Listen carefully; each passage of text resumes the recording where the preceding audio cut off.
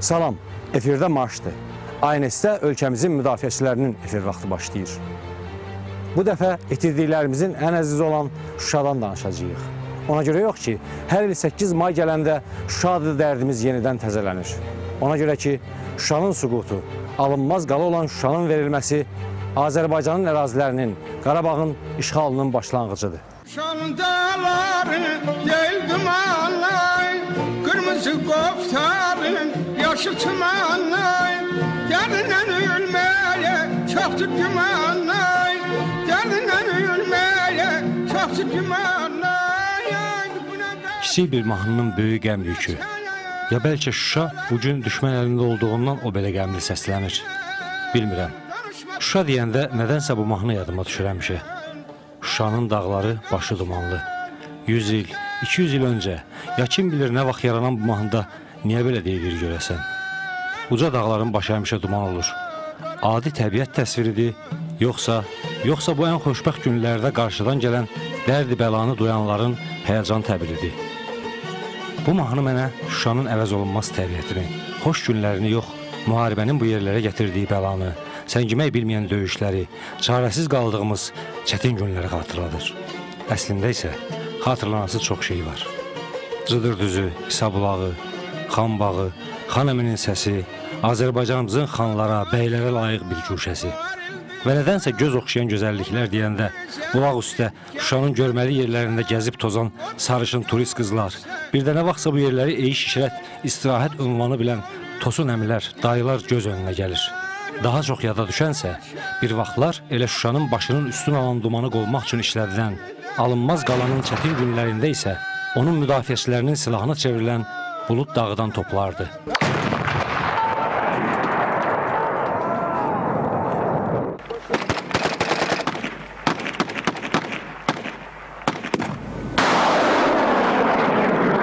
Vaxt, zaman dayanmalı idi Şuşa alınan gün. Əslində, daxili və xarici xəyanətlərin qarşısında təkləndiyimiz, gücsüz qaldığımız o anlar zaman bizə işləmədi, elə dayandı da. Biz də getdik və yenə getməkdə Şuşadan uzaqlaşmaqdayıq. Düz 19 ildir. Geriyə qayıtmaq vaxtıdır.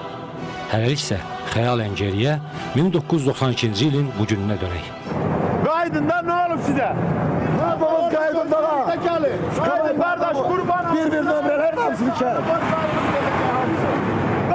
1992-ci il mayın 8-nə keçən gecə erməni birləşmələrinin iri miqyaslı əməliyyatı nəticəsində Şuşa şəhəri işğal olundu.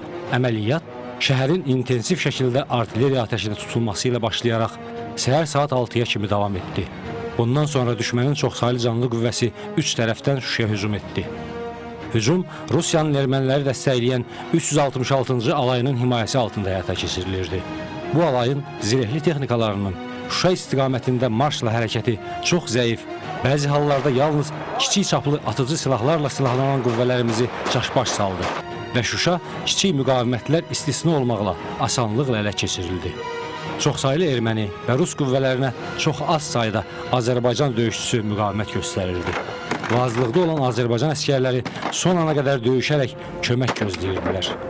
10 saatdan artıq davam edən döyüşlərdə 1860 döyüşçümüz yaralandı, 480 nəfər isə həlak oldu.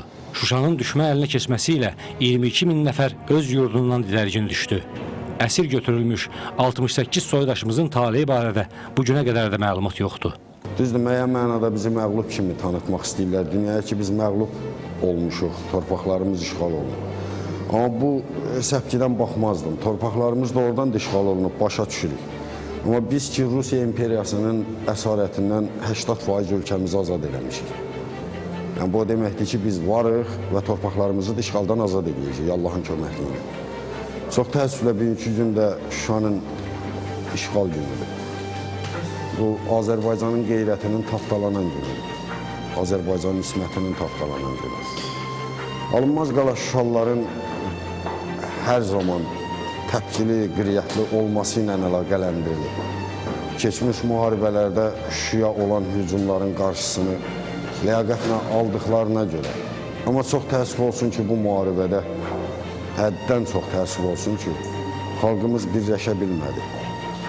O dövr fərq etməz o dövr, bu dövr hakimiyyətimiz kömək eləmədi. Yəni o dövr ki, hakimiyyətin günahı vardı, bizə kömək eləmədilər, torpaqlarımız işğal olundu. Şuşanın işğal olunmasında hamımızın günahımız var. Hamımızın, böyükdən tutmuş kiçiyə kimi, hər birimizin günahımız var. Günahımız var ki, orada ölüb qalmadıq. Yəni, ölüb qalmadıq, yox, vətənimizi axıra qədər müdafiə etmədik. Yaralı çıxan oğlanlara bağışlayın deyirəm, çünki onlar döyüşdülər, yaralandılar, çıxdılar. Döyüşmüşük, demirəm döyüşməmişik. Zəhmət çəkmişik, deyirlər Şuşa, qətər deyərlər, teşdə verilib, yalan sözdür. Şuşada küçə döyüşü də gedib. Siz ermənilər bizim haqqımızda başqa şeylər danışırlar, bizim özümüzünkilər tamamilə başqa şeylər danışırlar. Qeyri-bərabər qüvvənin döyüşündə doğrudan da məğlub olmuşuq. Bunu etiraf etmək lazımdır, torpağımız işğal oldu. Qeyri-bərabər döyüş, yəni əlimizdə avtomatlar, onlara verilən patronlar uçebni, yuxarı səviyyədə düşünülmüş formada, bizə verilmiş patronlar, keyfiyyətsiz patronlar, öldürücü qüvvəyə malik olmayan snaryadlar. Ermənisə də ki, ermənidə də bayaboy silahlar, erməni deyəndə erməni kimdir ki, erməni heç kimdir, mən erməni millət də saymıram. Sovet hökuməti, özləri, bəli, Rusiya hərbi birləşmələri, çox vaxt 366-cı alayın adı çəkilir, amma 365-ci alayın adı çəkilmir, hansı ki, tank, böyük tank diviziyasının adı çəkilmir, alayın adı çəkilmir. O dövr ölkəmizdə idarə etmə tamamilə yox idi. Demək olar ki, idarə etmə yox idi. Yəni, hərbi komandanlıq yox idi. Bir mərkəzdən müharibə idarə olunmurdu. Ordu pərakəndə idi, qüvvələr də pərakəndə idi. Elə qüvvələr vardı ki, onlar məğlub oldular, öldülər, qırıldılar. Elə qüvvələr vardı ki, onlar bir-birindən əlaqəsizlikdən, siyazın olmamasından, əlaqənin olmamasından pərən-pərən düşdülər. Təbii ki, Şuşada mayın 8-i də döyüş olub, mayın 9-u da döyüş olub, mayın 10-u da döyüş olub. Hətta mayın 9-u Kosalarda doğrudan da böyük bir qırğın getdi. Ermənilər məğlub oldu, geri çəkildilər. Köməyə gəlmiş o pərakəndə ordular vardı, hərəsi bir dəstənin, hərəsi bir partiyanın orduları idi. Hər bir partiya özünün siyasi fikirlərini, bəli, həyata keçirmək üçün öz dəstələrini geri çəkmişdi. Amma qiriyyətdə olanlar vardı, döyüşürdülər, çəkilmirdilər. Yayılan məlumatlara görə Şuşanın işğalı əməliyyatını keçmiş Sovet polkovniki Arkadi Ter-Tadevosyan hazırlayıb. Əslində ermənilər şəhərin işğalı ilə bağlı nə elə bir ağıllı əməliyyat döyüş planı cızıblar, nə də ki, böyük zəhmət sərf ediblər. Onlar sadəcə Şuşadakı alınmaz qala işğal oluna bilməz arxayınçılığından və təşkilatsızlıq amilindən məqamında istifadə edərək Rusların himayəsi altında böyük qüvvə ilə qəfil hücuma keçib, çaxnaşma yaradaraq qüvvələrimizə müdafiə olunmaq şansı belə qoymadan Şuşa döyüşlərində itki versələr belə öz məqsədlərinə nail ola biliblər. Qüvvələri səfərbər edib, möhkəmlənməyə macal tapmayan özünü müdafiə dəstələrimiz və ordumuzun bölmələri şəhəri tərk edib. Mən televizorda rəhmətli Çingiz Mustafayevin çağırışını eşitdim. Elə Kəmalə Qəhrəmanovada, mən də ikimiz bir yerdə gəldik Ali Sovetinin qarşısından. 91-ci ilin noyabr ayıydı, səhv eləmirəmsə, yollandıq Ağdam döyüş bölgəsinə. Şuşada döyüşmüşəm, mən bütün o Qarabağın ağrı acısını görmüşəm. Yəni biz kontuziya almışam, sağ qalmışam, bu da Allahın bir yazısıdır ki, şəhid olmamışam. Amma çox təəssüflər olsun ki, istədiyimizi ala bilməmişik. Niyə ala bilməmişik ki? Sırf o biz döyüşdüyümüz, o əziyyət çəkdiyimiz torpaqlarımız bugün düşmən tapdağındadır. Mən bir dənə mənim bir arzum odur ki, hərdən mən deyirəm ki, Allahım, mənə o qədər ömür ver ki, o dağlıq Qarabağı, o döyüşdüyüm yerləri bir daha gedib gəzim, görüm, ondan sonra canım algınən, yəni arzum budur mənim. Bugün bizim ordunun, bugün mən görürəm, gedirəm, hərbi hissələrə də gəlirəm də, bugün bizim ordu qadirdir ki, bugün biz savaşa girsək, dağlıq Qarabağı yox, Yerevanı da ala bilərik. Şuşanın işğalı Rusiyanın hərbi siyasi dairələrinin iştirakı ilə təşkil olunmuşdu. Məqsəd isə ilk növbədə Azərbaycanın Rusiyadan uzaqlaşmasına yol verməmək idi.